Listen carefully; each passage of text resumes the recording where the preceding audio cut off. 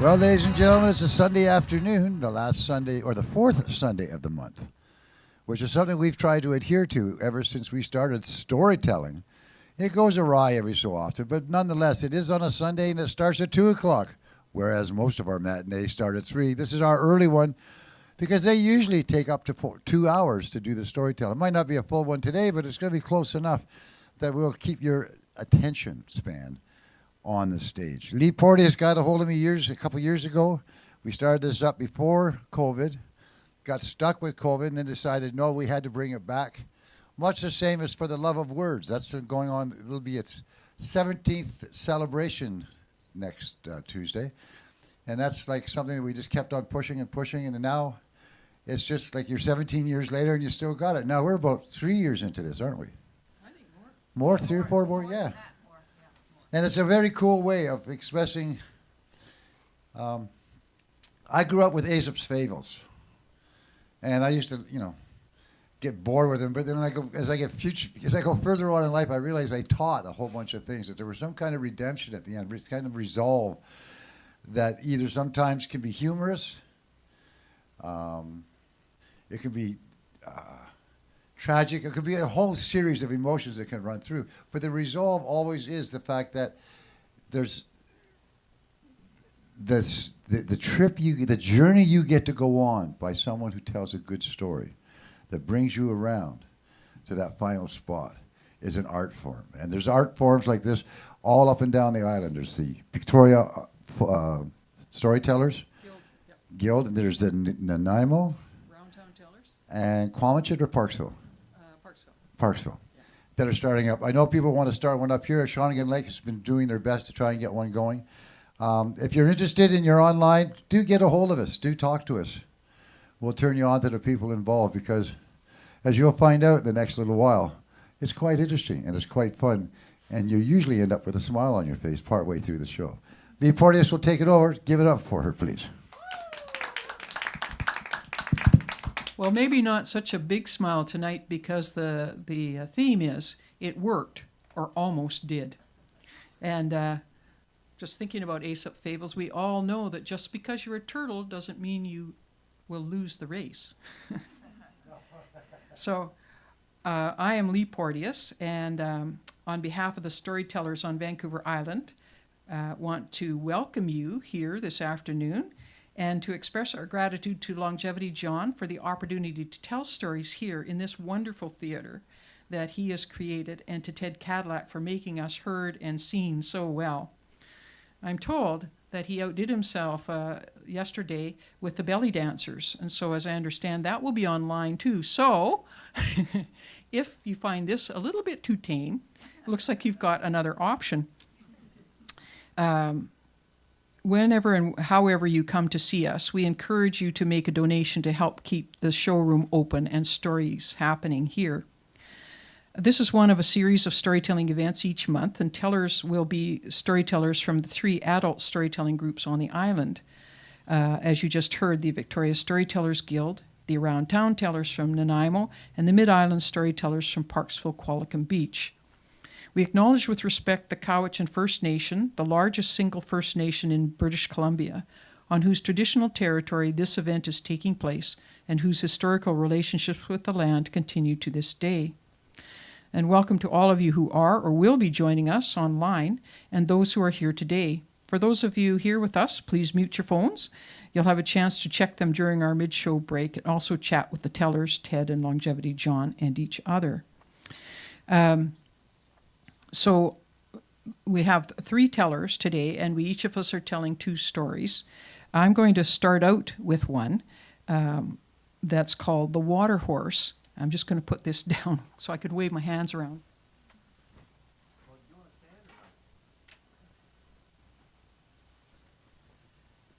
This comes from a collection by George McPherson, who is a storyteller who lives on the Isle of Skye. Water horses, I'm told, are known in Ireland, but I've only heard stories about them from Scotland. And they are, I think, one of the darkest of the denizens of the fairy realm.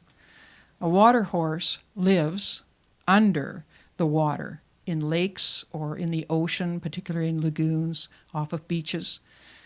They are, you cannot bargain with a water horse. The only thing a water horse wants from us are our lives. There's no exchanging gold or anything like that with them. So this water horse was known to be near Loch, which stands for loch or lagoon, Loch Moor. And it was a great, black, powerful horse, absolutely beautiful and strong. People knew he was there. Some people had seen him, and they were afraid of him. They were right to be afraid of him. Now, there was a family who had a croft, which is a farm, right abutting Loch Moor. And their field where they grew grain was the one that was closest to the edge of that lake. The family was a man and his 3 daughters, and they were struggling because although the daughters were willing to work and worked hard, the father was getting older, and it was harder and harder for him to do the heavy work that was required to make the croft run.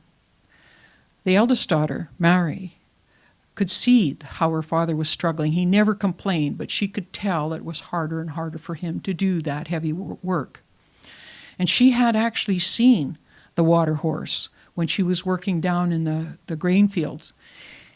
And she saw this horse come out of the water and rise up on its back legs and paw the air. The power of that horse.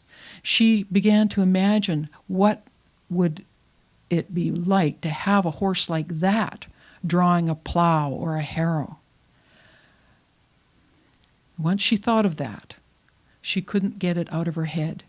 She would keep imagining how it would be in the croft to have a horse like that to help with all of the heavy work that was needed. Eventually, it would be at nighttime. She'd be dreaming of it. It became almost an obsession with her. And so she went to the wise woman to ask her how she could capture that horse. Well, the wise woman told her, don't do it. Do not do that. But she persisted. She insisted. She demanded to know. And the wise woman finally gave in and said, well, there is one way to do this. I still say don't do it. But this is what you'd have to do. You would have to make a special bridle of the hair taken from 7 young women who are pure. And then you make that bridle. Then you go down to close to the water there, and you hide in your field. You hide in the 7th row, and the closest one to the edge.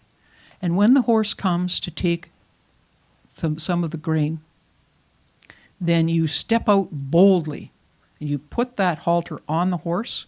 You take it to your barn. You tie the horse up with a different rope, and then you hide that bridle. Because if that horse ever finds that bridle, you have no control over him at all.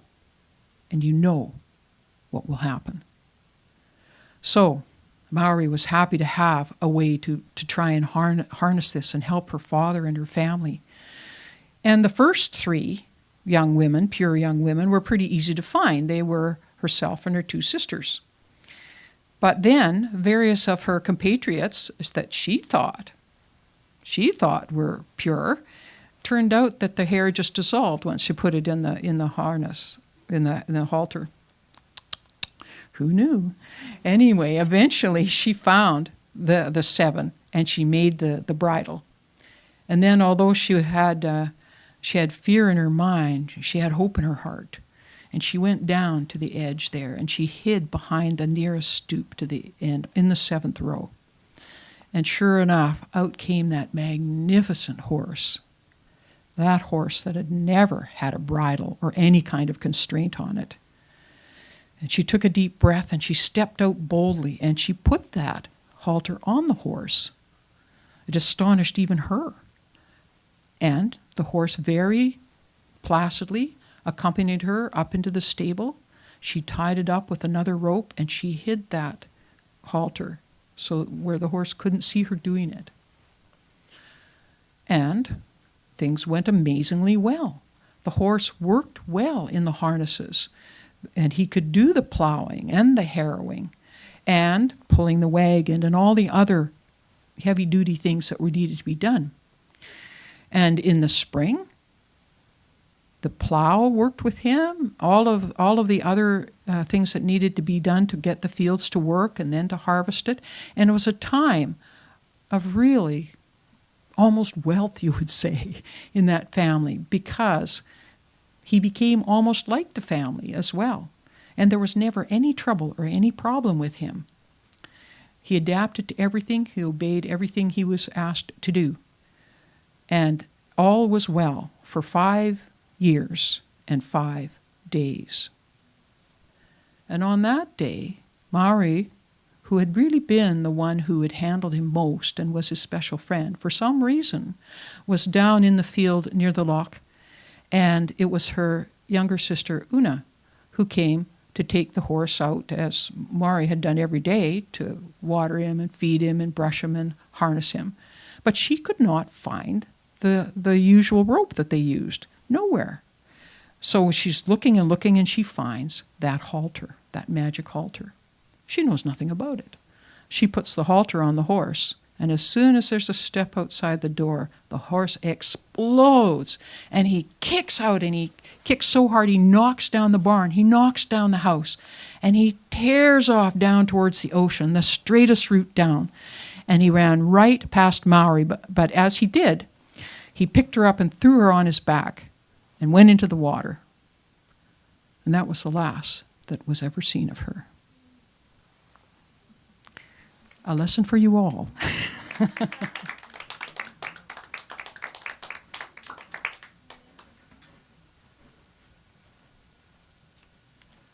So that's our theme. It worked, or almost did.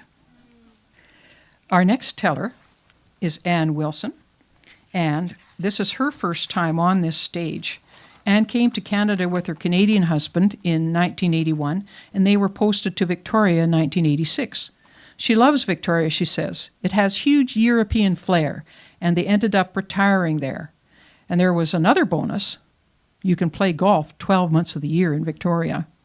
And that's the big conflict. She might have come to tell before, but golfing was available, but now it's raining. Storytelling is a more recent interest. A friend of hers told her that she was telling a story at the Victoria Storytelling Guild, so Anne came along with her. She enjoyed the people and the stories. Her grandmother always told her stories as a child, and it reminds her of her childhood. Well, perhaps not all the stories she hears at these events are those her grandmother might have told her. So welcome Anne to the stage.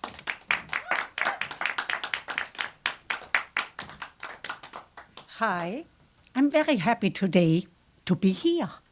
The first time in Duncan. As you all know, I'm Anne, and I grew up in Germany. And we always were told the stories of the Brother Grimms. It's all traditional stories, and I would like to share today one story. And this story is called The Porridge Pot. Some of you probably know it, and some not. So here it goes. A long, long time ago, there was a mom and a little girl. They were very poor. Sometimes they even had no food. And the little girl looked very pale, skinny, but one thing she had. She was happy, energetic, and she was dancing around and walking around in the woods. So one time, she walked around in the woods, and she saw this little hunched over grandma. She talked with her and said, "Good morning. Nice day today." The grandma looked at her and thinking, this girl looks a little skinny. She probably had no food today. And she said, what did you eat? Nothing. We perhaps eat later. Grandma opened the apron and took out a little pot. And she said, I have something special for you. It's a present. But this is a magic pot. You tell the pot, little pot, cook. And it will make you the most wonderful porridge. And then you say, little pot, stop. And it will stop cooking. And she handed the present, the magic pot, to the little girl.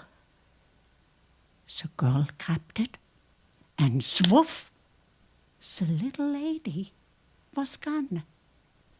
The girl was running all full of excitement, put it on the stove and said, Mom, come, I have a magic pot.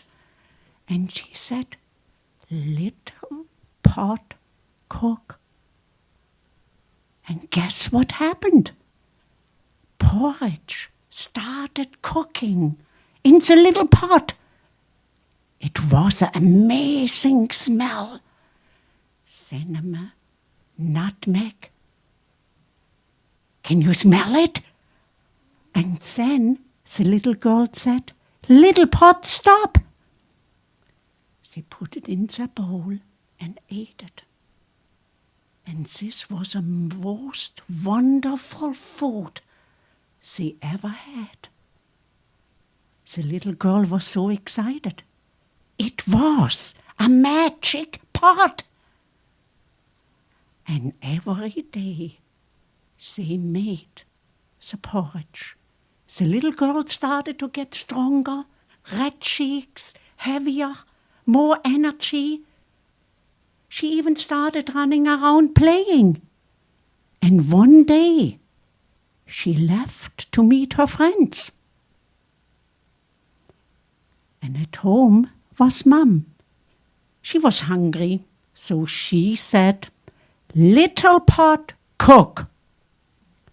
The pot started cooking. The smell was amazing again. And then she said, stop, stop. The pot didn't stop. She was thinking, okay, no more, no more. The pot kept on going. She took a lid, put it on top, laid on top. Stop, stop, stop, little pot. It kept on going. The porridge was so strong, it went over the pot. She still was screaming. Anything she could remember, she said, stop, stop, pot, pot, pot, pot. The porridge started rolling down on the stove. She moved away a little bit and still screaming, stop, stop. Just kept on going. It started filling the kitchen. Mum moved out to the hallway. It started filling the hallway. Then she was running out the door. The porridge filled up the little garden. And it kept on going and going and going. Porridge all over. From a distance, the little girl saw it. She came running over and screamed, little pot, stop. And she knew in this moment she did it. The pot stopped cooking.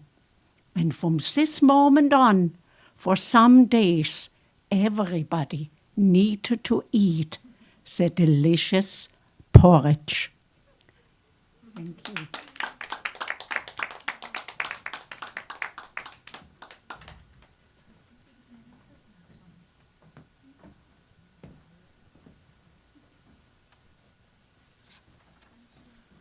Well, thank you, Anne, and thank you for your first performance here, and hopefully it won't be your last.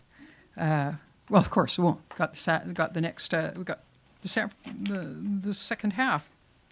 So our next teller is Jennifer Ferris, and Jennifer has been here a number of times, but it's always worth telling you something about her.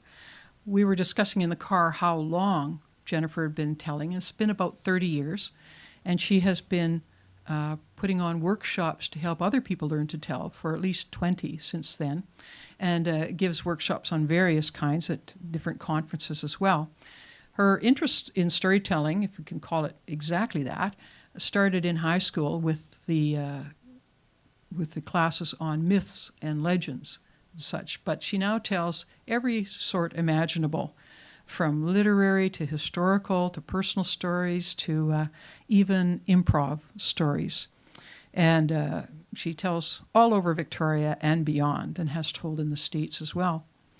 One of the stories that she had developed herself, because she does write her own stories too, has to do with who she calls a Canadian hero, Minnie Patterson. And I have heard this story before, and I asked her if she would tell it here today, as well as another one that follows on that story. And so she very graciously agreed to tell this story. And I'm hoping part of the reason she did is it's so dear to her own heart. So come on up and tell us her story.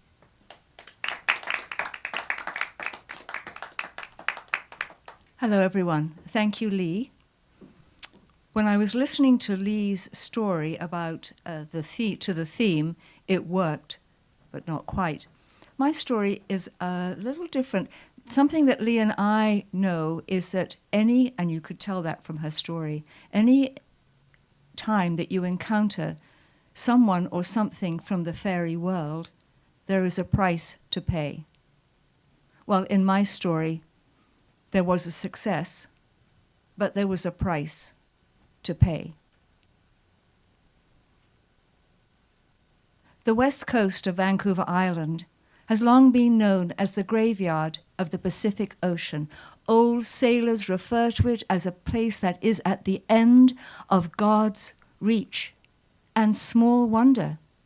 Towering cliffs, jagged rocks, concealed reefs, hurricane-force winds and torrential rain in the wintertime, counter currents, all these elements combine to send many a ship to disaster and snatch many a seafarer's life.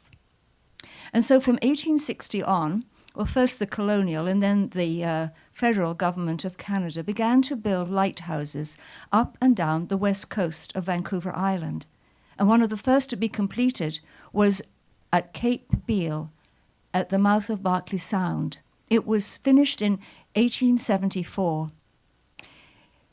The plan was to bring the materials overland from Victoria, but the forest grew too thickly. The salal, that low-growing shrub, was impenetrable, and so they brought the materials by water. It took 6 attempts to get those materials ashore. So wild the sea, so perilous the rocky approach. That very first lighthouse was built entirely of wood. Its dimensions were 30 feet by 30 feet and tapering 30 feet to the light, to the beacon at the top of the lighthouse. And because that lighthouse stood on a jagged rock, the light was 187 feet above high tide.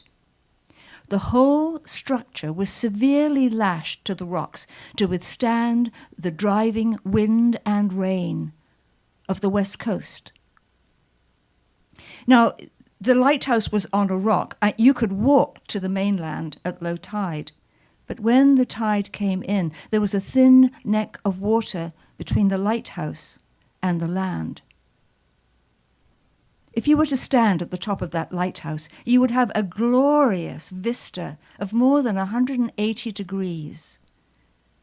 And you needed that on the west coast to ensure the safety of the ships and those who sailed aboard. Now, these lighthouses were looked after in those days, early days of the late 1800s, early 1900s, by families. On paper, father was responsible for all the important things, the maintenance of the lighthouse itself, of the equipment, cleaning and trimming the wick, polishing the Fresnel lens, cranking the counterweighted clockwork mechanism that rotated the beacon. Mother was responsible for the care, feeding of the family, for the education of the children, for the haircuts, for making their clothes.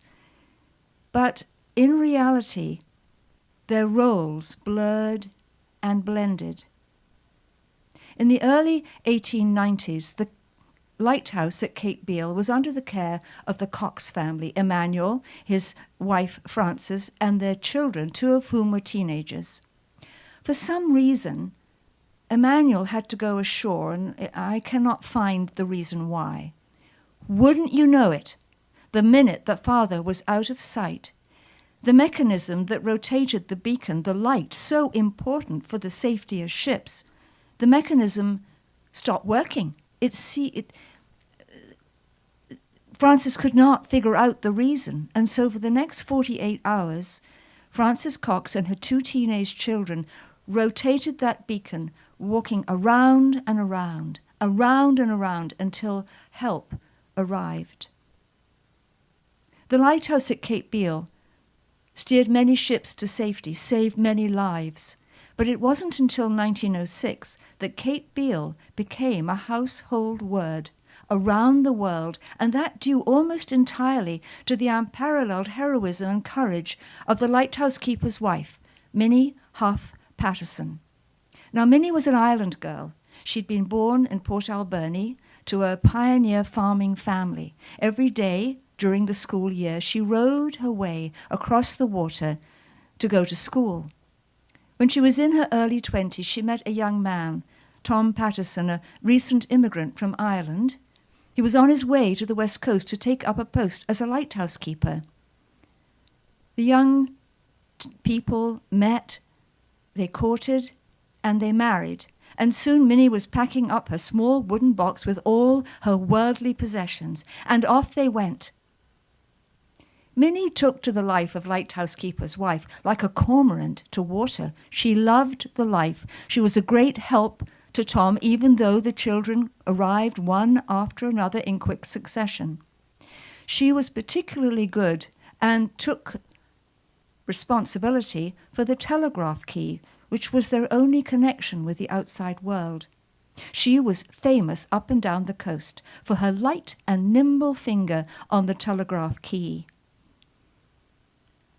On December the 6th, 1906, Tom knew a great storm was brewing, and so he kept himself busy, doing all the things that a lighthouse keeper must do, making sure that the lighthouse was in good shape, that the safety equipment was ready, that the oil tank was topped up, that he cleaned and trimmed the wick, he polished the Fresnel lens that reflected the light, he cranked the counterweighted clockwork mechanism that rotated the beacon. His checks were constant. At 5 o'clock, he went to the family quarters, a small building beside the lighthouse, for tea.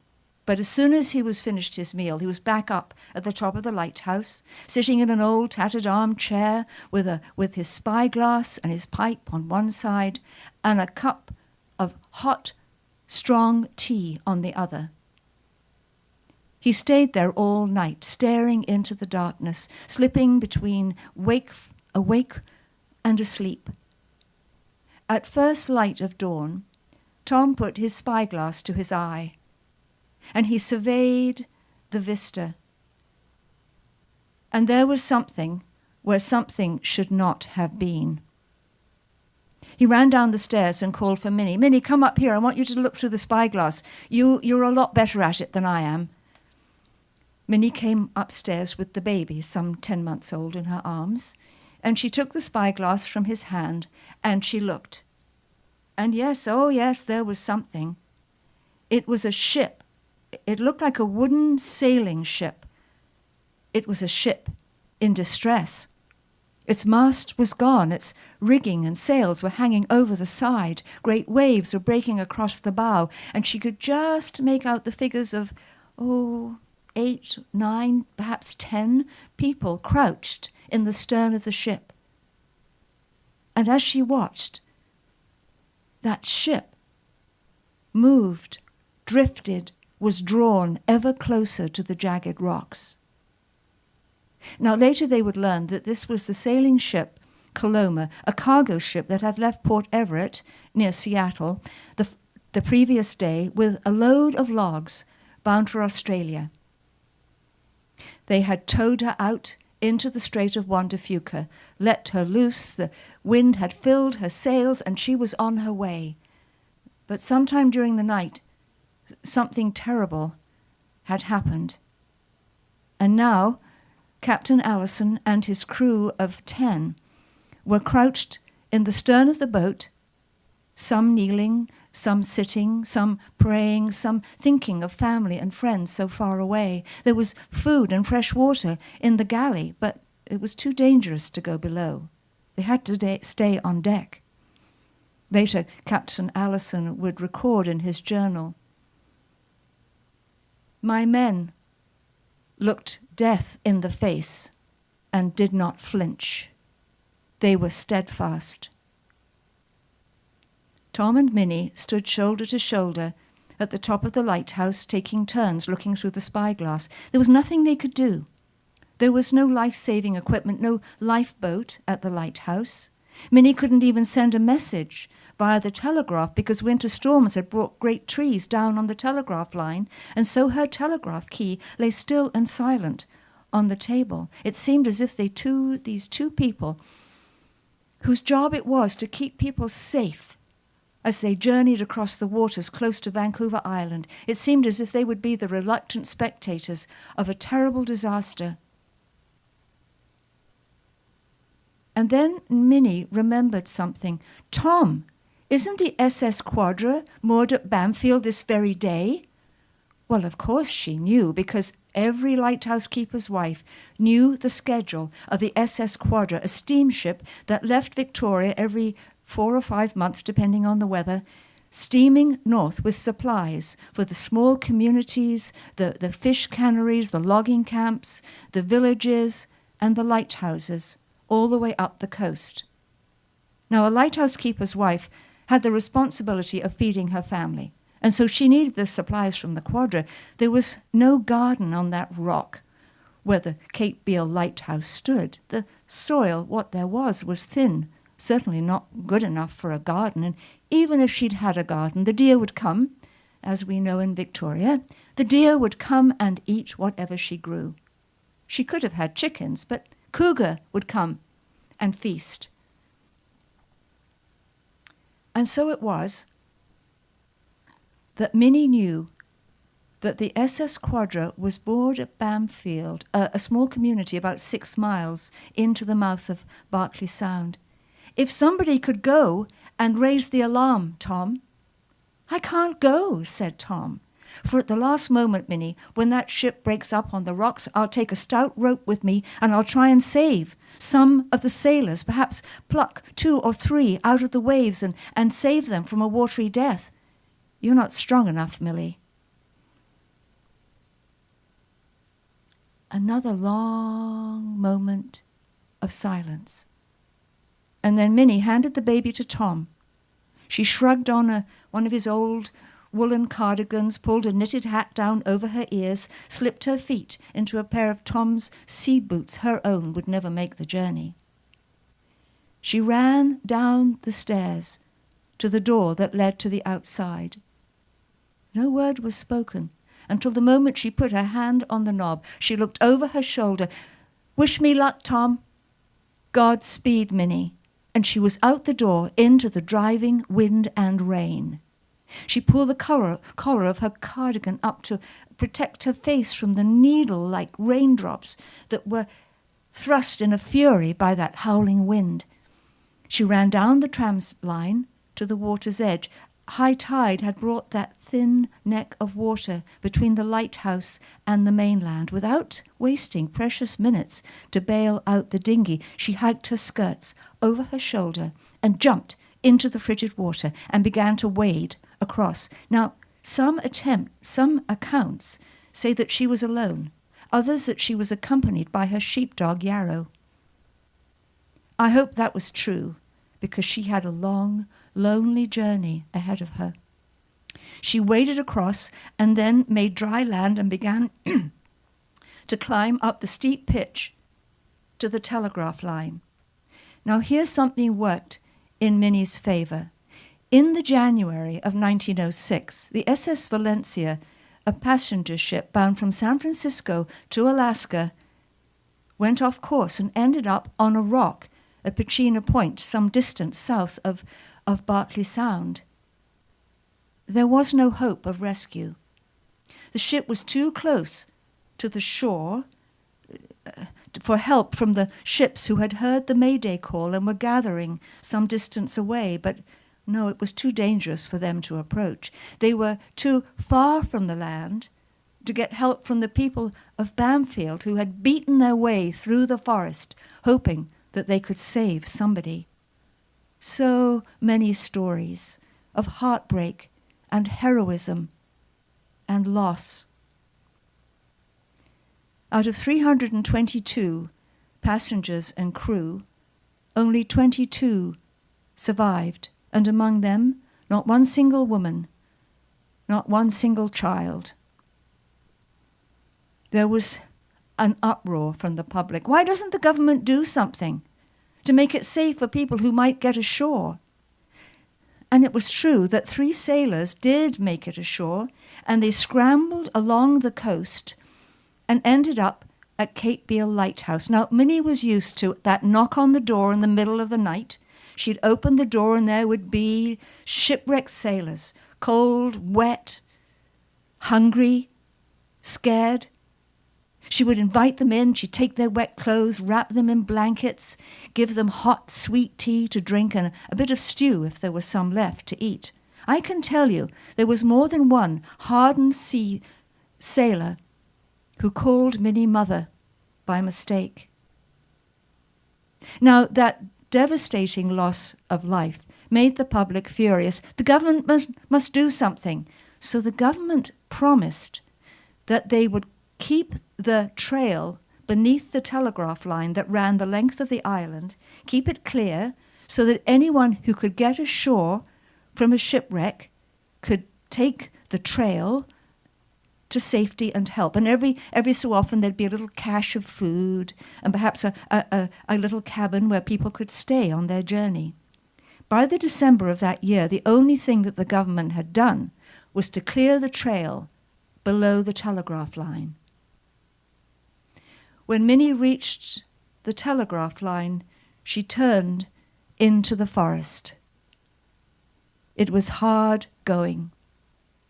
Winter storms had brought great trees down across the telegraph line. She was forever scrambling over, squeezing under tree trunks, tripping on roots and branches, sinking knee-deep in the forest muck. In some places, it was so dark that she threaded the broken telegraph line through her fingers so she would not wander into the forest and get lost.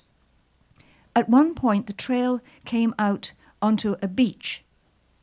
Instantly, she was soaked to the skin by the flying spray and spume that came off the great waves that broke on the beach beside her. She kept running until she dove into the forest once more, onto the trail. Here she would say, this was the worst part, for the trees grew so thickly that it was black at dawn and barely twilight at noon when the sun should be at its peak. But she kept going, because she knew if she could make it to the head of Bamfield Creek, she could take the little rowboat that was always there down the creek to raise the alarm. Now, this area is part of what we know as the West Coast Trail, but it was very different in those days. Now, there are steps cut into steep ascents. There are little suspension bridges. There are It's not something I would do, but you can put yourself in sort of a little cage bucket, and then there's a pulley, and you can pull yourself across over the ravines. But there was none of that for Minnie. No, she was forever slipping and sliding down one side of the ravine, scrambling up the other side, down, up, down, up, down, up, until at last, 4.5 hours after she had left her home, she came to the head of Bamfield Creek. There was no dinghy. The outgoing tide had left a thin strand of sand down one side of the creek. She began to run, so often wading into those frigid waters to avoid a fallen tree, a slimy, moss-covered rock. She was slapped in the face by branches and roots. She was scratched by brambles. But at last she saw a light, and she knew it came from the kitchen of her friend, Annie Mackay. Now, about a decade before her marriage, Annie Mackay had been Annie Cox, one of those teenagers that had helped her mother rotate that beacon so that seafarers would stay safe. Annie was married to John Mackay. He was a linesman. He would have been out in the forest trying to do his job of mending the telegraph lines when Minnie ran up the back steps of Annie's little house, burst through the door. "Bark aground!" Boat aground. Quick-thinking Annie grabbed Minnie by the hand, and they were out the front door running for the beach. They pushed Annie's dinghy into the water. Each woman took an oar and rowed furiously out into the bay. They could just see the vague silhouette of the SS Quadra moored out there. Well, just at that moment, Captain Hackett, commander of the SS Quadra, came out on deck for a cup of tea and his first pipe of the day, and a little bit of peace and quiet. Imagine his distress when out of that thick veil of mist and rain came two women screaming and yelling at the tops of their voices. But when he understood what they were saying, it was all hands on deck, weigh the anchor and full steam ahead. The two women sat in the dinghy and watched the SS Quadra steam out of the bay, around the point, and out of sight. They just had one more job before they were finished. They rowed back to the shore and went up to the offices of Cable and Wireless, the place where messages were sent and received. The two on-duty operators, who knew Minnie, if not in person, by reputation. Here was a woman that they both revered and respected. But what had happened to her? Her face was scratched and bloody. Her clothes were torn and muddy. Her hat was gone. Her hair was out in all directions. And whatever she was wearing on her feet, totally unrecognizable. They took the message and sent it to Victoria. They offered Minnie a cup of tea and a cot where she might rest. She was grateful for the tea. It was hot, strong, 3 teaspoons of sugar. But she wouldn't lie down. "Oh, no," she said. "I have 5 children at home, the youngest not yet weaned. I must leave at once and go back to Cape Beale." 2 off-duty officers insisted on going with her, and as they rowed her back up Bamfield Creek, she was doubled over in the stern of the boat with the cramps in her stomach and the backs of her legs. When they could row no further, they got out of the rowboat and began to walk back through the forest towards Cape Beale. Minnie was exhausted. So many times she sank to her knees, but she'd haul herself back up. "It's all right, boy," she said. "It's all right, I just tripped. Let's keep going." Well, at some point, when Minnie and her 2 companions were about halfway home, SS Quadra steamed out of the mouth of Berkeley Sound, and there in front of them was a disaster about to happen. The Coloma had been dragged away from Cape Beale by wind and current, and she was now very close to Seabird Islands. Even today, a fisher will tell you, a very, very dangerous place. She was barely afloat.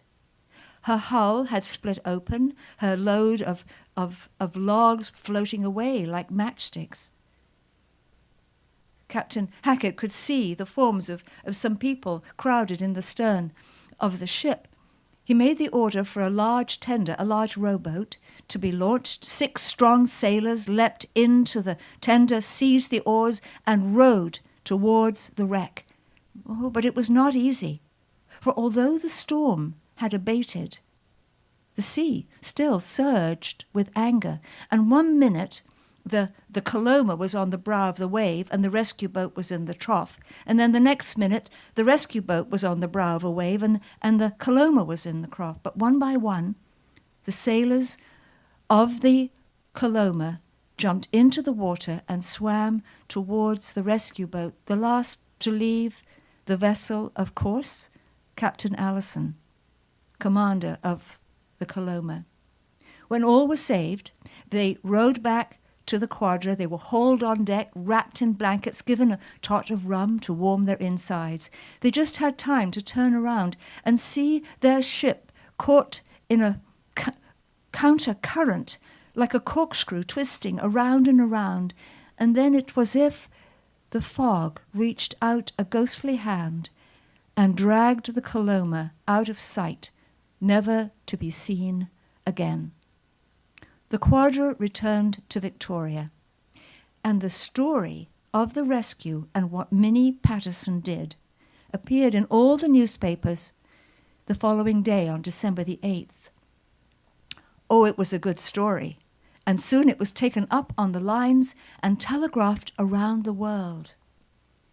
But Minnie would have to wait. When she finally got back to the Cape Beale lighthouse, it was dark, it was late in the evening. She burst through the door. She was swarmed by the children. She hugged them. She looked over their heads at Tom. Well, she wanted to know if the Quadra had been on time to do the rescue. Tom could tell her nothing, for at 10 o'clock that morning the fog had come between the lighthouse and the ship. He had no idea what had happened. It would be 8 days before John Mackay mended the telegraph lines, and Minnie would know that her run to Bamfield and her return journey had not been in vain, that the men of the Coloma had been saved. Well, people loved the story, and they loved Minnie. They called her Canada's own Grace Darling. They showered her with gifts. The Canadian government gave her a silver tea service on a solid silver tray, so useful when you live in a lighthouse. The women of Vancouver and Victoria, many of whom had lost friends and family at sea, collected $315, a princely sum in 1906. They put the money in a new leather handbag, which they gave to Captain Hackett, that he would take it to Minnie on his next journey north. And when he made that journey, he took a reporter with him, and I'll tell you about that a little later. But the gift that Minnie treasured above all others was a signed citation from the Seattle chapter of the Pacific Seamen's Union. In beautiful calligraphy, it placed Minnie at the very pinnacle of womanhood and thanked her most sincerely for all that she had done for those who go down to the sea in ships. When I first heard this story, I tried to picture Minnie. I thought her perhaps of Scandinavian build, broad shoulders, blonde hair, strong, of farming stock. But then I saw her photograph. I doubt that she even made 5 feet tall. She was what my father would describe as pleasantly plump. In the picture, her dark hair is drawn back severely from her face. The face itself is round and pale. She has nut brown eyes that sparkled, but beneath those eyes, dark blue circles. For even before Minnie made that run to save the men of the Coloma, she was suffering from tuberculosis. Many people say that the final blow to her health was dealt somewhere in the forest between Bamfield and Cape Beale. 5 short years later, just before her 35th birthday, Minnie Huff Patterson, lighthouse keeper's wife, lighthouse keeper, mother of then 7 children, and mother to many a shipwrecked sailor and telegraph operator, died. Minnie's gone, but never forgotten, for I carry her story in my brain and in my heart, and now you carry her story in your heads and in your hearts. Thank you.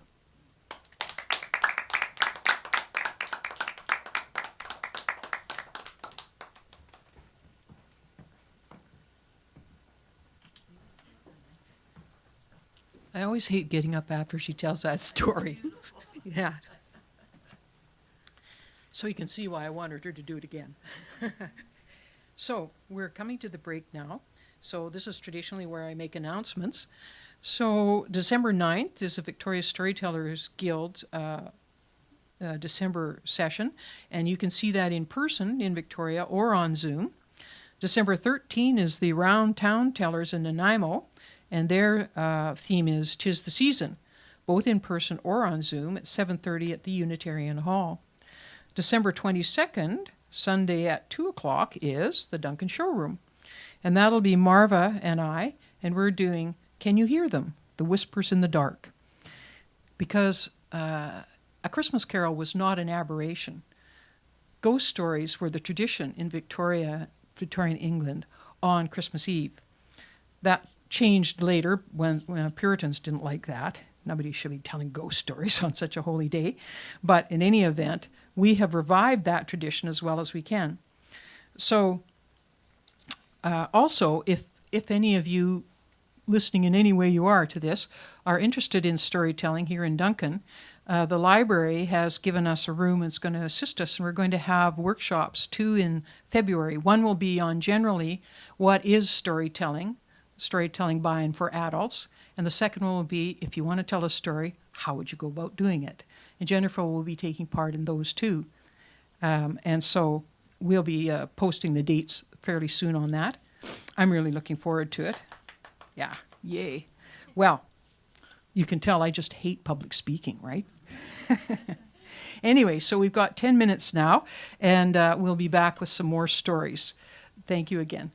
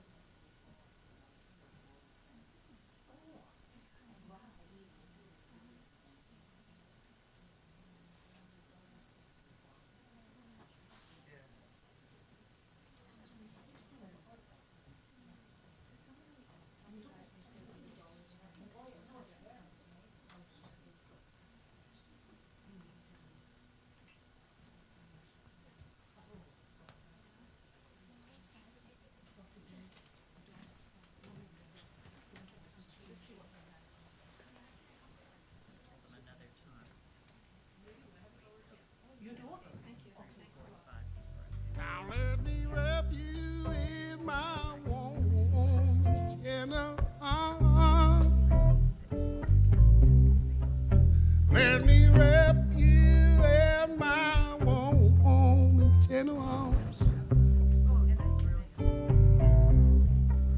Well, I love you oh so bad, darling. Reach out, feel me with your touch. Let me wrap you in my warm, tender arms.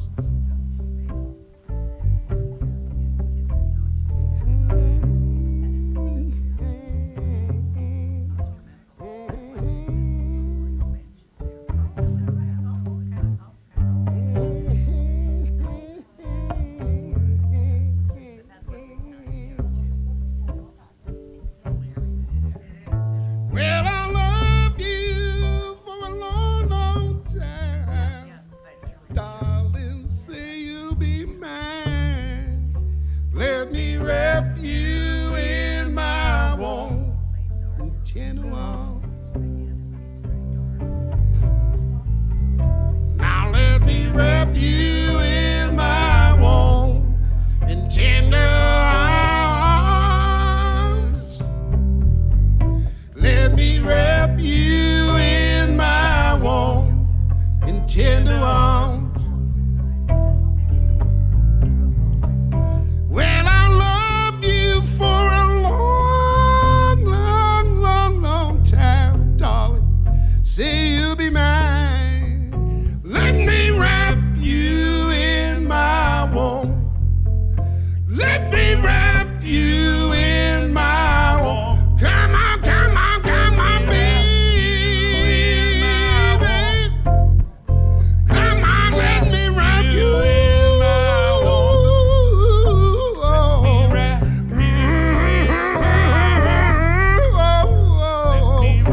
Wrap you, wrap you, wrap you, wrap you in my warm.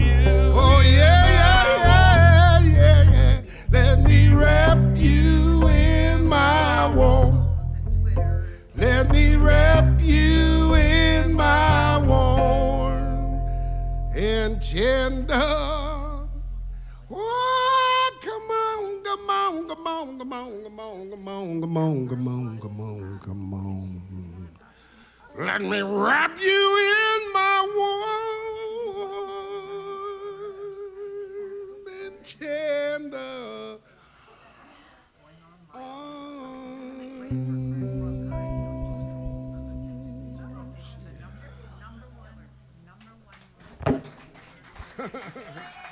Woo! Thank you. Look out.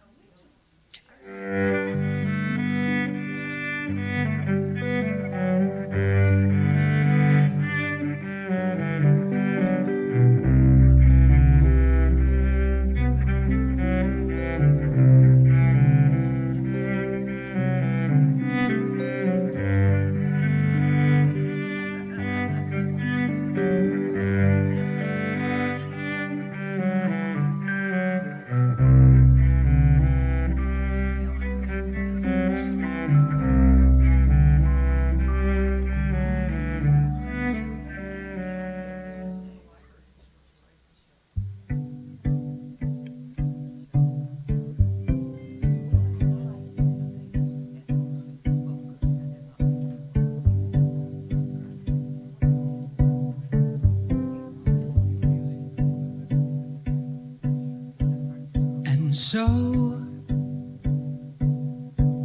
we set sail to the sea on the back of a whale. Yes, she held our lives.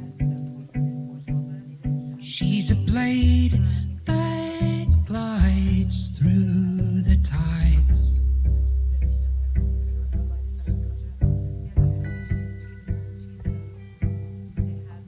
And she moves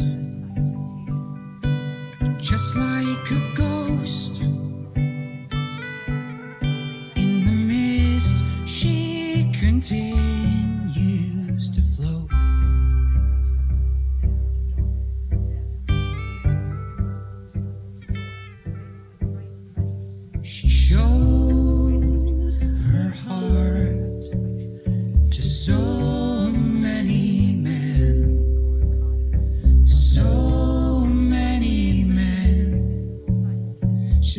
never see again. Just for the moment, just for the day, just for the moment.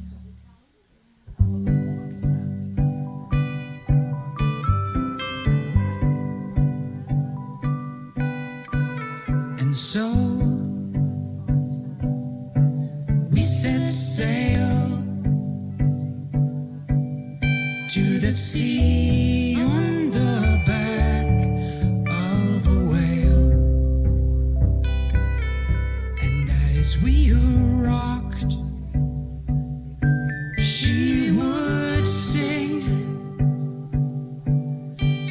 a song that was so comforting.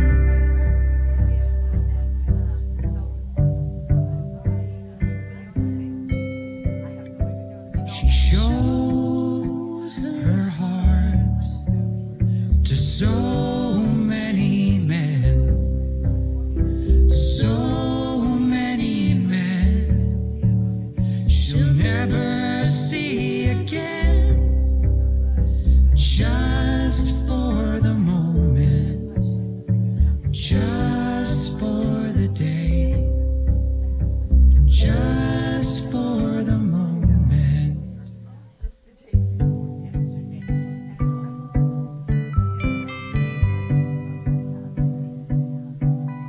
Oh, I trust you,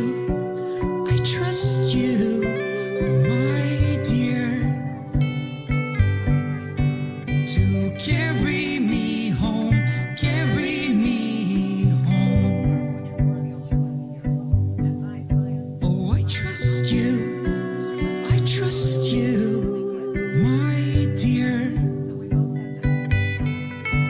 to carry me home, carry me home.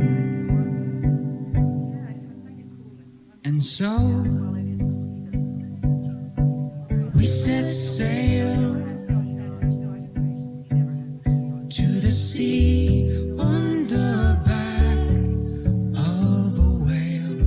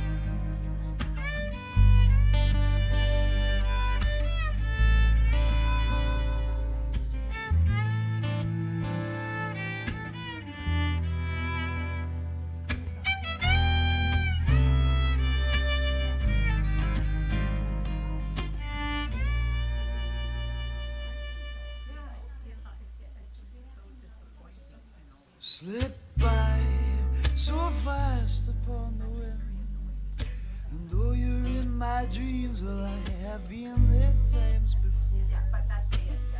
I hurt on the journey we don't know, rolling along the corridors, reflecting our lost souls.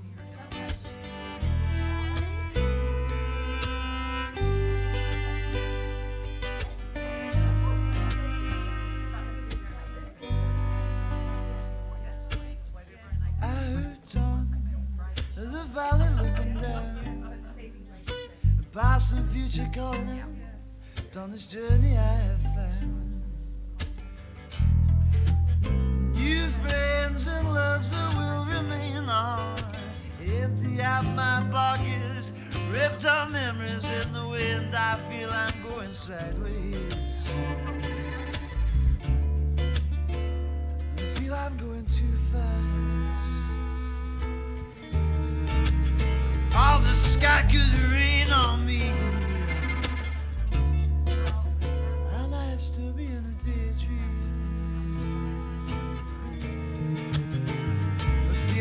sideways. Well, I was singing rainbows until all the clouds slipped away. There was a time when blue skies were all that I could see, but blue skies are only daydreams. Ones I can't afford to buy. And life is much too precious on to drift away. Feel I'm going sideways.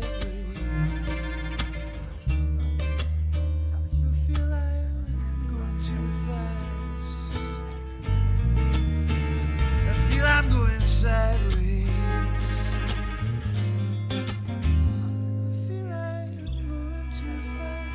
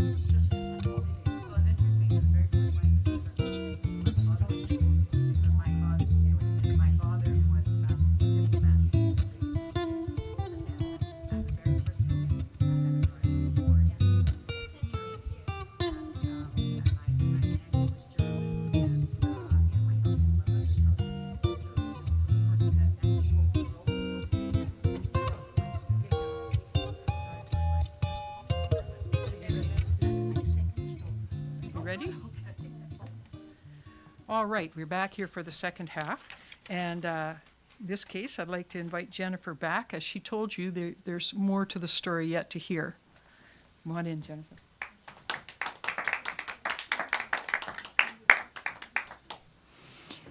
So all the research that I did for the story about Minnie, I took from the archives of the Colonist newspaper. The archives are in the museum down in Victoria. And there's a lot that is written about Minnie. There have been books written about her, plays, all came from that source. But not too much written about Tom. So I have often thought about what it was like for him when Minnie left the lighthouse and disappeared into the forest, what that day would have been like for him. So I created this story, and I tell it in the first person. Lives aren't saved by governments. They're saved by families in my line of business. I'm a lighthouse keeper on the west coast of Vancouver Island, and it's the early 1900s. And I want you to know, what my day is like. I get up at dawn, and I go all the way to dusk, and some many, many times through the night as well. There's often not much opportunity for sleep. But don't feel sorry for me, for it's a life that I love. But so many sacrifices, so many families living wretched lives on wretched, isolated rocks for very little money in those days. It's my job to maintain the lighthouse, the the lens, and the clockwork how I love that, the clockwork counterweighted mechanism that rotates that all-important light. For we are the keepers of the light that will steer ships away from danger, the ships that plied the coast north and south, and the ships that came across the Atlantic Ocean from Asia and from Australia, longing for home. Our light is the first thing they see of Canada. Now, we're sometimes called wikis because we spend so much time cleaning and trimming the light so that it gives out its best glare. Oh, I polish the Fresnel lens. I also have to clean and polish the windows of the lighthouse. I have to make sure that the lighthouse is in good condition. And you can just imagine the kind of punishment that a lighthouse takes on the west coast of Vancouver Island with those storms of rain and hail and sleet. Oh, I'm forever repairing and painting. I have to make sure that everything works well. I have to make sure that the foghorn works. So on a foggy night, when the ships can't see the light, what do they hear? The voice of my foghorn dancing across the waves, telling them, stay away from danger. You have to be fit and strong to be a lighthouse keeper because there's a lot of lifting. Those 50-pound bags of potatoes that come when the quadra drops off supplies, the 50-pound bags of salt pork, the 50-pound barrels of pickled vegetables, the oil tanks that have to be taken up, the 75 steps right up to the top of the lighthouse. And so I have to make sure that I'm strong. And I can tell you there are some days when I do not feel strong at all. I met Minnie on the luckiest day of my life in Port Alberni. I was not looking for a wife, but there she was, a pretty little thing. She just came up to my shoulder. I couldn't take my eyes off her. But the life of a lighthouse keeper's wife, well, I could have done better for her. But did she complain? No, she did not. She made the best of it. She cooked for us. She made our clothes. She cut our hair. She made sure that the children kept up with their lessons.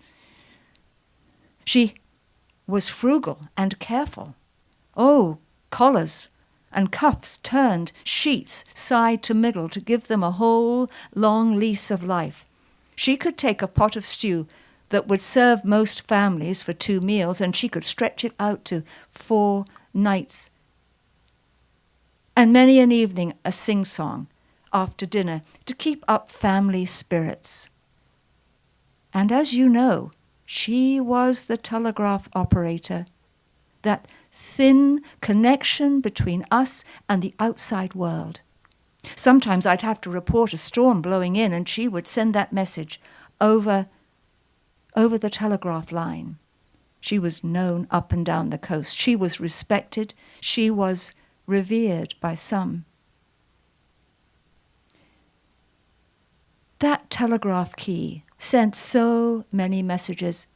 You'll remember I spoke about the wreck of the Valencia.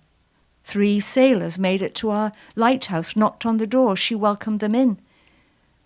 And then she began sending messages back and forth, messages of crucial news and information, messages of comfort. And she, 8 months pregnant at the time, 36 hours, or was it 48? 48 hours on the telegraph key, sending those messages and receiving. She was a wonderful, wonderful woman. I remember when that storm was brewing on December the 6th, I kept myself busy making sure that everything was ship-shape, Bristol fashion, everything in its place and a place for everything. It wasn't the worst storm I'd seen. Oh, not by a long measure, but it was a good one nonetheless. 5 o'clock, Minnie had a good supper ready for me. And then she let me go back to the top of the lighthouse, and she brought me a cup of tea just the way I like it. So strong you could stand a spoon up in it. You spend a good night, husband, she said, and she went back down to nurse the baby and put the children put the children to bed. I knew that something was terribly wrong when I looked through that spyglass at the first sign of light. Something out there in the waves, tossed here and there, being dragged, I could see towards the rocks. But my eyesight was not so good, and so I went downstairs into the family quarters and I called Minnie. She came up the stairs with the baby. She took the spyglass. She looked. "Oh, yes," she said. "Oh, yes, it's a ship. It's a wooden ship, and it's in trouble, Tom." Well, there was nothing we could do to help. We could just watch until that ship broke on the rocks. It wasn't my idea. No, it was her idea. She said, "Isn't the SS Quadra moored at Bamfield this very day?" And I knew what she was going to say next. And so I interrupted and I said, I'm not going, Minnie. I can't. I might be able to save some of the sailors when they come onto the rocks. And besides, you know, I would never leave the light, Minnie. I was not surprised when she handed me the baby and she struggled into my old sweater, my hat, and my old sea boots. She ran down the stairs as if eager to get out there into danger. Not a word was spoken till she put her hand out on the doorknob of the door that led to the outside. She looked over her shoulder. "Wish me luck, Tom? Oh, Godspeed, Minnie. Come home safe," I thought to myself. She was out the door. I ran downstairs with the baby in the arms. I called our dog, "Yarrow, Yarrow, get up, you lazy cur." And I pushed him out the door. "You go with Minnie," I said, and he did as he was told. I stood in the doorway and I watched Minnie slipping and sliding down the tram line to the water's edge. Too bad the tide was in. She'd have to wade across. I saw her hitch her skirts up over her shoulders. I saw her jump into the water and Yarrow beside her, faithful dog that he was. I watched as she pulled herself out of the water and began the steep climb up to the telegraph line. I watched as the forest swallowed my wife. But I had work to do, all the work of running the lighthouse plus the care of the children. Now, my oldest daughter, she made breakfast for the children. She looked after the baby. She's a real help, a real credit to her mother. And of course there were questions about where was Mother. I just said, "Oh, well, she's just taking a walk." "Where, Father?" "Taking a walk to Bamfield." The younger children, they didn't understand. Oh, but the two oldest girls, they looked at me and they said not a word. It was a long day, a long, long day at the lighthouse. I had all my work to do and keep my eye on that ship. And then at 10 o'clock or thereabouts, the fog came in and settled itself between me and the ship, so that was the last I saw of it. I kept checking the equipment, kept cranking the counterweight clockwork mechanism, which I can tell you in some lighthouses has to be cranked every 30 minutes. So you can imagine what a lighthouse keeper's day is like. We had the baby to feed. She would not take anything solid that day. She was longing for her mother. And so my daughter had the idea of taking our very last tin of condensed milk, Eagle brand. Oh, such a help to lighthouse families. We took that and we made a pot of weak tea. We mixed the milk in and then we tried to feed it to the baby from a cup. No, that wasn't going to work. So we took a clean cloth and we dipped it into the tea and the condensed milk and then let the baby suck on it. And it seemed to satisfy the baby for a while. And the children all the time saying, "Where's Mother? Where's Mother?" Where was Mother? I thought to myself. Is she lying on the trail under a broken branch that hit her on the head? Or was she lying at the bottom of a ravine with a broken ankle? Was she swept off the beach by a rogue wave? Or did she just wander into the forest, get lost, never to be seen again, maybe her white bones found by some woodsman in the many years to come? Perhaps she was safe in Bamfield. Oh, dear God, I hope so. I pray.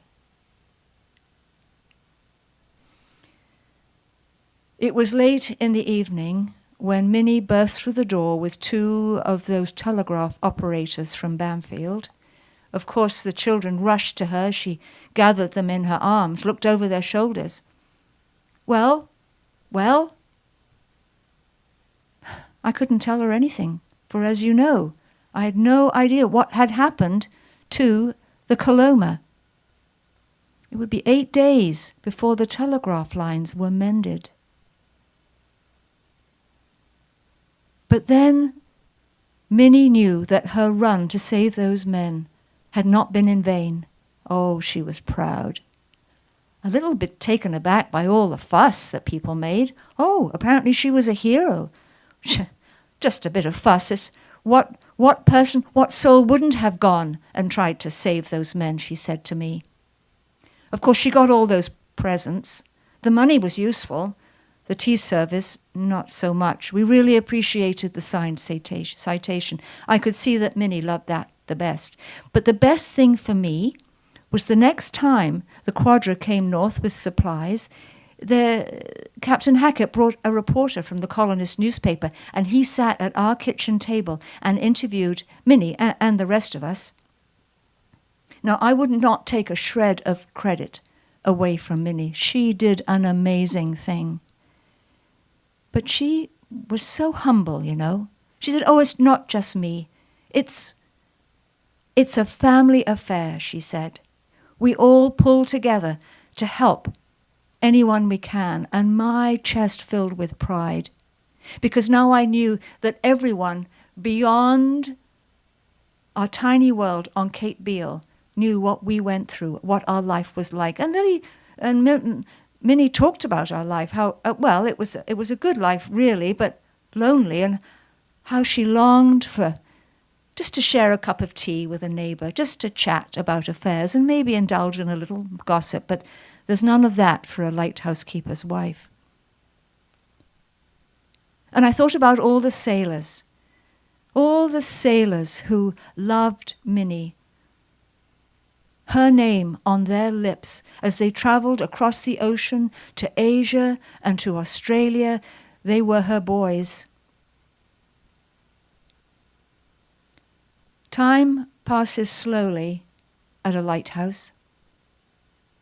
But oh, how I wish that every day had lasted a week, that every week had lasted a month, that every month had lasted a year, that I would spend more time with my Minnie.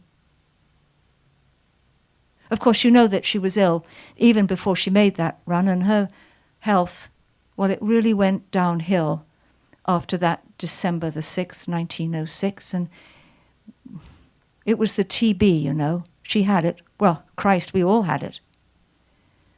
But she couldn't stay at the lighthouse, so we moved back to Port Alberni. Our house, the Patterson house, is still there, if you'd care to drive by. 5 years I had with Minnie. She had 2 more children, which perhaps didn't help. 5 more years I had with my Minnie. And she died. Died in my arms. Canadian hero. Light of my life. My own sweet Minnie. My own dear wife.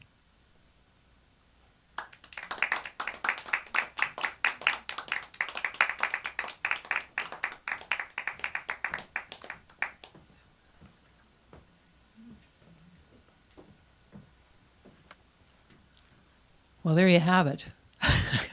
Both sides of the story. I had heard the first one before, and then I heard separately the second one, and I've always wanted to hear it again. And so this format at the Duncan Showroom allowed us to do that. So I'm very grateful to have that. And I'm glad that it's on tape, too. That is the person who won the Storykeeper Award for Canada this year. So, well done, eh? A good representative of our little island. We actually have 3 of them here on Vancouver Island. So our next teller is Ann Wilson again, and you've already heard all about her, and you've heard her voice. So you now would be able to recognize her in the dark, even. So here she is with her second story for us tonight.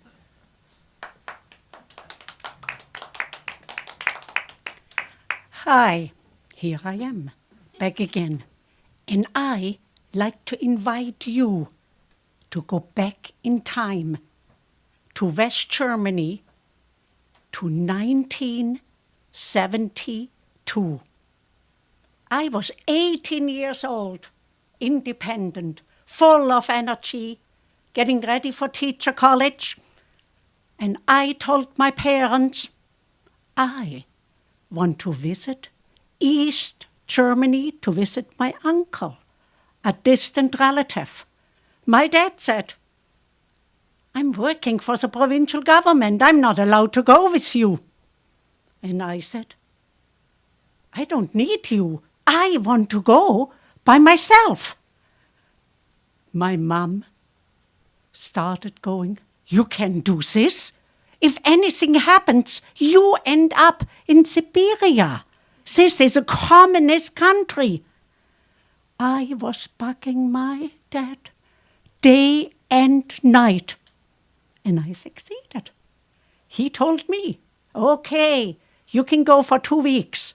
I pay for your visa, for the hotel you need, for all the stuff. And I will make arrangement. My mom in the background still going. You end up in Siberia if anything happens. Here I was, my dad said. And you don't forget, money doesn't grow on trees. When you come back, I have a list ready for you, and every Saturday and Sunday you will be working for it. I said, no problem. I can do this. I'm going. I want to see what it means living in a communist country. I had the train ticket. My mom screamed still, remember, don't end up in Siberia. I went on the train to Stuttgart. I went to the Graf Zeppelin Hotel, stayed 1 night, and the next morning, with my little suitcase, I went to the train to East Germany. It was a short train. I looked around.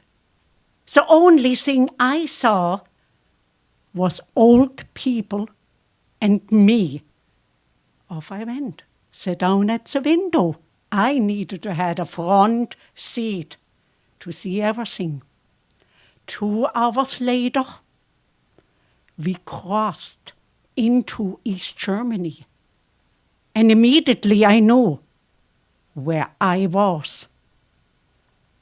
The train stopped what it's called Nowhere Land. So far as you could see, wire fences way up high, ditches, lights all over, police, security guards, and the train with 40, 50 people in it, visiting it. Police came in, military came in, they inspected all the passports. They made sure to ask you question. How old are you? Where are you going? Who is Uncle Walter? Oh, he's my uncle. I'm visiting him in Brockau. Remember, you have 12 hours to report to the government office and then pay your fee for visiting here. I wasn't smiling anymore. I think I was pale at this moment. I was sitting still in the train. After a while, the train kept on going.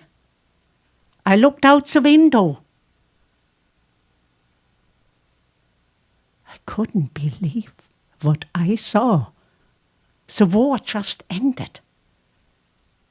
At this place, buildings with bullet hole, fences pulled over, no cars on the street, people all dressed the same, no flowers.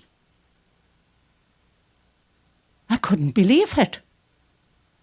And then after a while, we arrived in a big city. It was called Karl-Marx-Stadt. Old buildings again, a train station. I got out with my little suitcase, and I saw Uncle Walter, Anna, his wife, Maria, his daughter, that I knew from pictures, waving at me full of excitement. They were excited to see me, the first visitor for them ever in East Germany. We went to the little car and we drove 15-20 minutes to the house. I remember my dad told me they were very rich before the war. But then everything got confiscated, except the little house and the bakery he was running for the district. The house was almost falling apart. No fences, no flowers, nothing. I was standing down there thinking, I'm coming from a 5-bedroom house, 2 bathrooms and everything. And here I was, with an outhouse. But it was my wish to be down there. The next morning, my uncle went with me to the government place. The same thing. Old building, 1 little wooden table, and a military guy was sitting behind it. He said, "You're staying 14 days. You need to pay 140 West German marks to put my little feet on the account." I paid. They put some stamps in my passport. Then I put my hand out to get my passport back. He looked at me. "No, you don't get this back. You will get it on the end of your trip. And you remember, you follow the rules of this country, or you will not get this passport back." My uncle was walking out the door. I slowly was walking behind him thinking, I have no passport? That's a ticket for leaving this country? How can this be? My uncle never said one word. The family never said one word.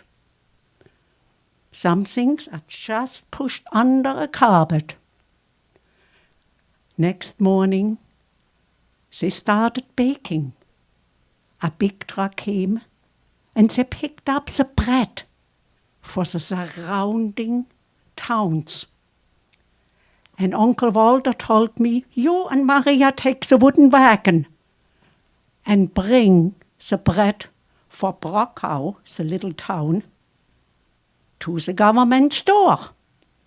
We dumped all the bread in the wagon, put a blanket on top, and pulled it 2-3 blocks away. He said, "This is a job you have for the next 2 weeks." We grabbed the bread. Huge lineup of people waiting outside. They were waiting for the bread. We walked in the store, and I looked around. Empty shelves. Some potatoes, some onions, little boxes. We put the bread on the shelf, and the people were rushing in buying the bread. The next day, exactly the same thing. They had no supplies on the shelves. People were waiting for bread. So one day I said to my uncle, "You had 20-30 people waiting in a line for the bread.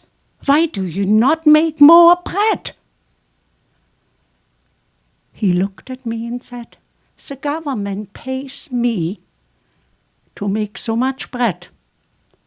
And if I do double or triple, I still have the same amount of money. Why would I do it?" And I said, what happens if you are sick? Oh, we just don't eat bread. Nobody has bread then. One afternoon he said to me, oh, we have a little outlook place. I want to show it to you. You're allowed to go down there. But remember, we don't have tourists in this country. We are not allowed to visit anybody. You are not allowed to go anywhere. You must stay with us. That's the rule. So we went to this little outlook place. Little farms, trees, cows in the distance. And I decided I should do a picture. I did some pictures. And suddenly, out of nowhere, a military guy was standing in front. And he screamed to me, camera! I handed him my camera. He opened it, pulled out the film, threw it down, and screamed, no pictures. And he disappeared. I never saw him anywhere. I picked up the film, cleaned it up, went over to my relatives. Nobody said a word. Nobody said anything. I could not believe it. Here I was, in this little miniature town. No passport, barely any food supplies. Fences broken down. Boring just to sit somewhere and visit somebody without going anywhere. So I said to my uncle, I can fix your fence. My parents told me how to do this. He looked at me and said, you can't. No supplies. We have no supplies to fix it. I can stain your fence. No supplies to fix it. After a while I remembered I had still West German money. And my dad told me to go in a special store. It's called the Store of Europe. And I can buy stuff for my relatives. I said this to my uncle. He was overjoyed and said, oh, that's great. You go in. We cannot come with you. We're waiting outside. It's forbidden for us to go in. Russian soldiers and West German people with West German marks are allowed to go in. Can you pick us up some cough syrup? We had no supplies of cough syrup for 2 years. We drove perhaps 10 minutes. My uncle showed me the door and said, you go in here and buy whatever you want. I walked in. I was speechless. My eyes opened. I looked around. It was amazing. I was back in a store in Europe, Switzerland, Austria, West Germany, full from the ceiling to the bottom with food, coffee, tea, cough syrup, anything I wanted, in beautiful, painted, clean environment. I was the only one in the store. I picked up the stuff. Some coffee, some tea. I found the cough syrup, picked up some cough syrup. I picked up little things to make German gravy. I picked up noodles packaged and things they never had. I counted in my mind how much money I had left. Perhaps I had 10 German mark left. I needed this to go home in case I needed a drink or some food on the way home. I went with my baskets full of stuff. I paid, and the lady said to me, I help you to the outside door where your relatives are waiting. They could not believe their eyes. Bags full of food.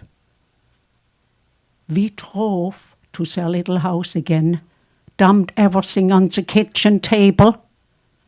It was Christmas in August. They were so excited about all the food. My aunt was standing on a chair, stuffing the stuff way up in her kitchen cupboard. That's for Christmas, that's for Christmas. She had one package of coffee and said, we will have this every morning, but only 1 cup for each one.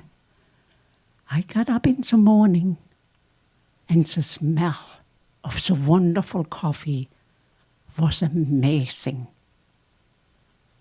For the rest of the days to come, we delivered the bread. We walked around. If Maria and I saw some friends, we waved to them for a distance. I knew we couldn't talk with them. We couldn't do anything in case I would influence them with my political direction. No tourists in this country. All over, the houses were falling apart. The stores were half empty. People had the same clothes on. And then on the end, after the last day, my uncle said, we need to go again and pick up your passport. And I was thinking, I hope I get it back. The train is leaving tomorrow. We went to the same office. The guy was still sitting at the table again. I looked at the ceiling, paint falling down, nothing in a big room. I told him I'm coming to pick up my passport. I'm leaving tomorrow. He looked at a book, went down with his fingers, and was going, And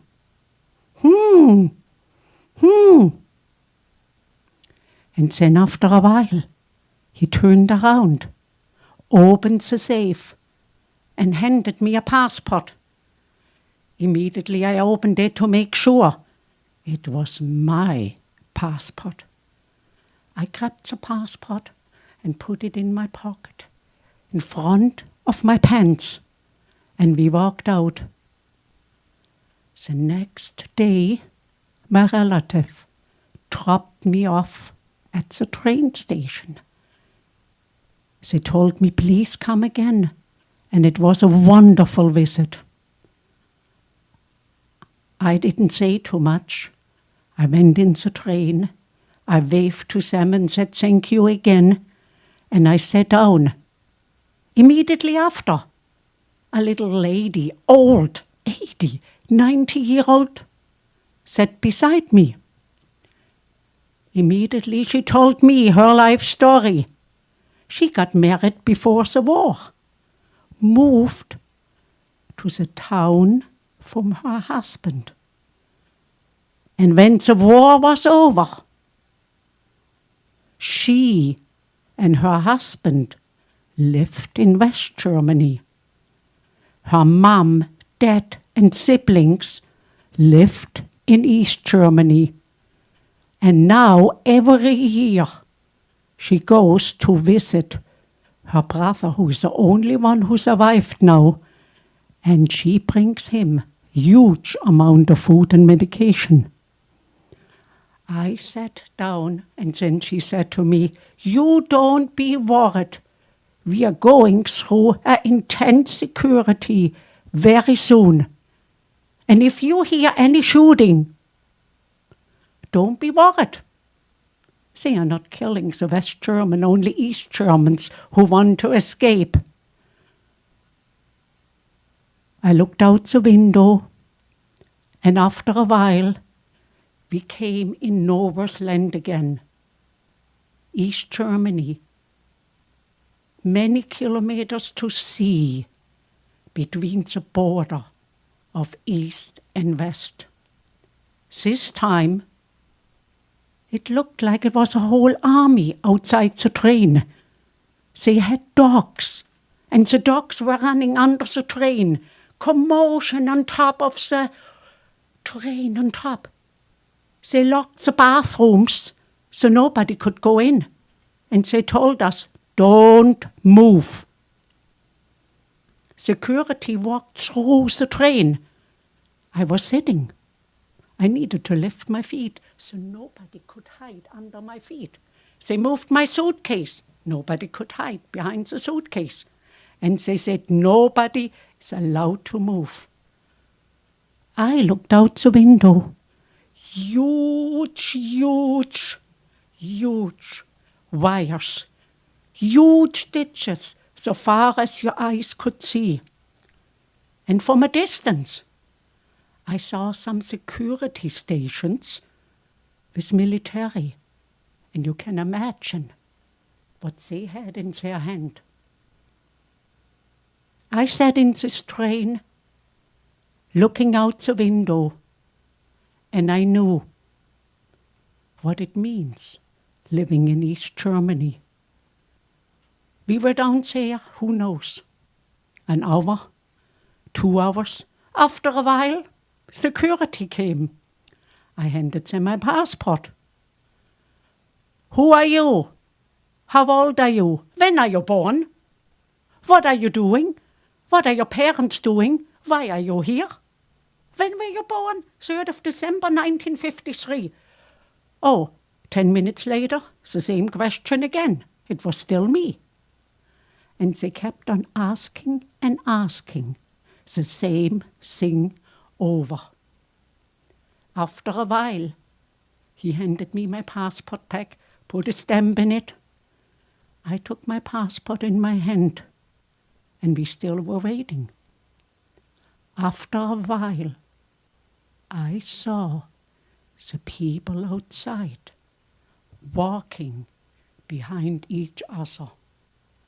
The train slowly moving. They still were walking beside us. Dogs, military, and they still were looking to make sure everything was fine. And after 10 minutes perhaps, the soldiers turned around and they were slowly walking back. The train started speeding up. I looked to the left, and the train was leaving this area and suddenly was back in West Germany. Beautiful houses, flowers, cars, noises from children. I couldn't believe it. I still had my passport in my hand. I was holding it, knowing this was my ticket for freedom. And I knew I did it. I was for 2 weeks in East Germany. I learned a lot of things. And what I learned is how important it is to live in a free country. And this is still my original passport. Thank you.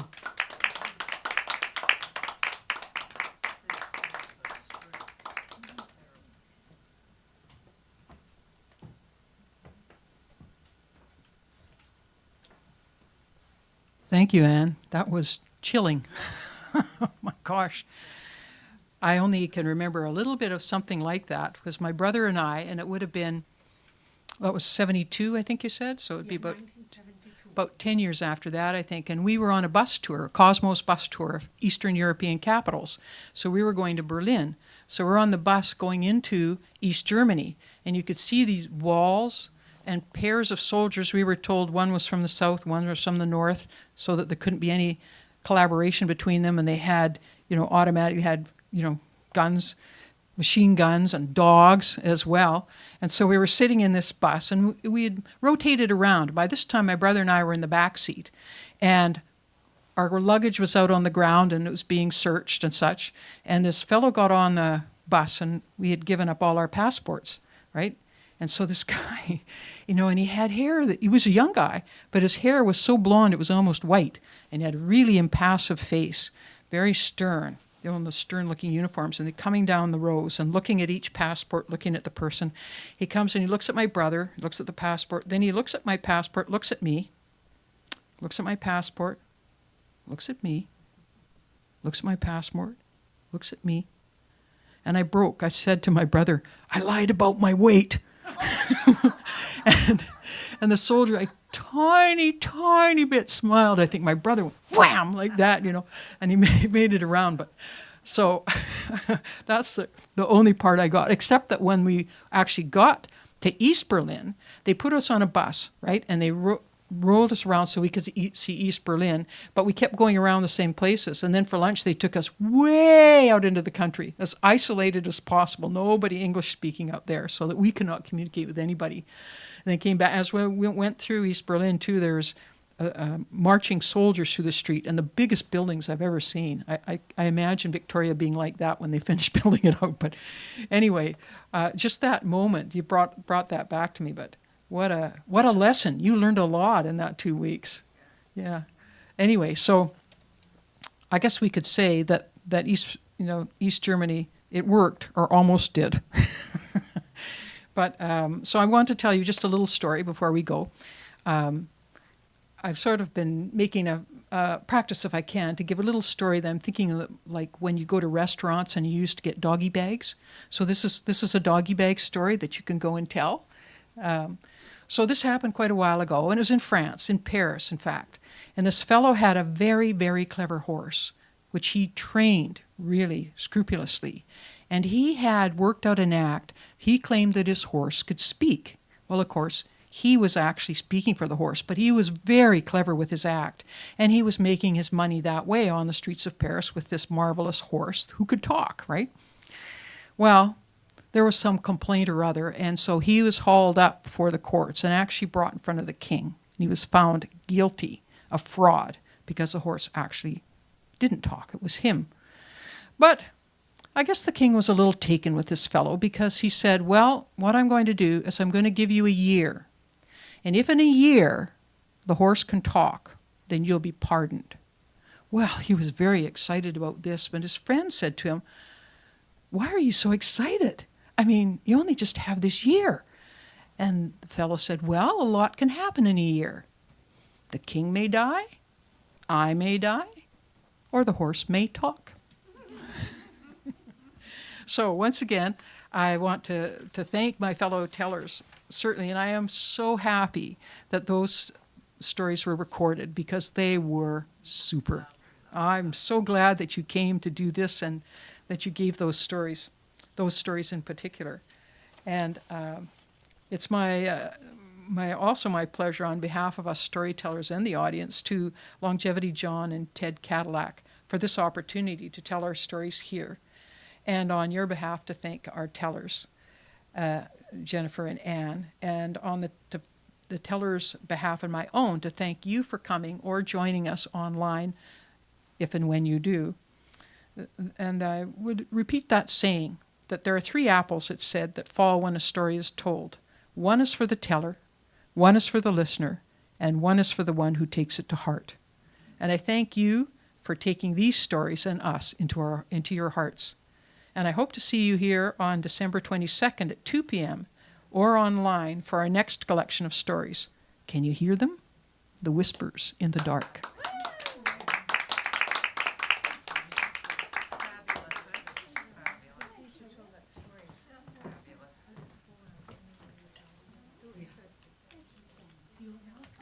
Nice meeting you.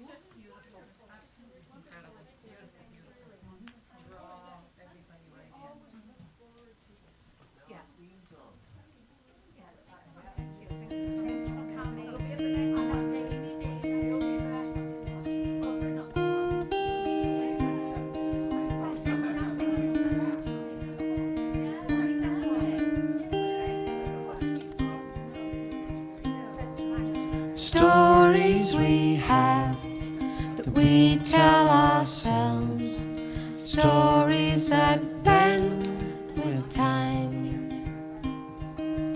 His stories change like books on a shelf, pages that need a rewrite.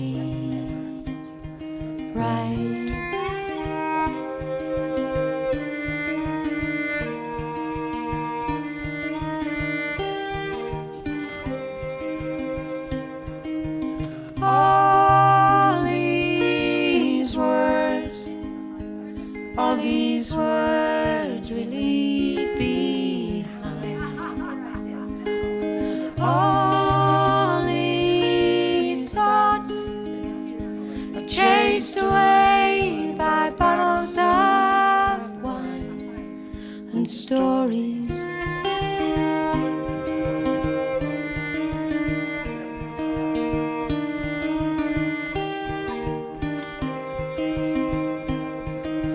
Memories fade, we polish the past and let all the sorrow rust.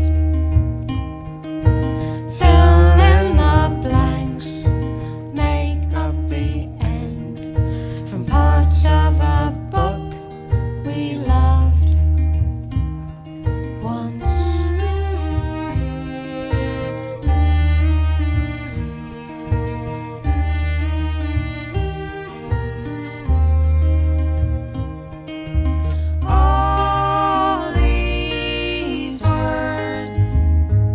All these words we leave behind.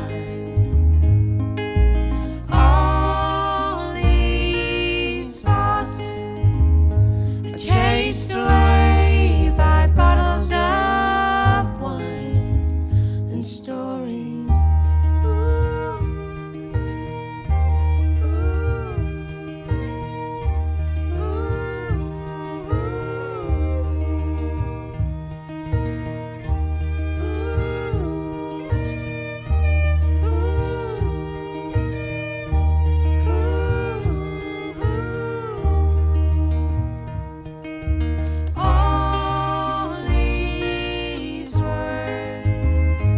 All these words we leave behind. All these thoughts are chased away by bottles of wine and stories.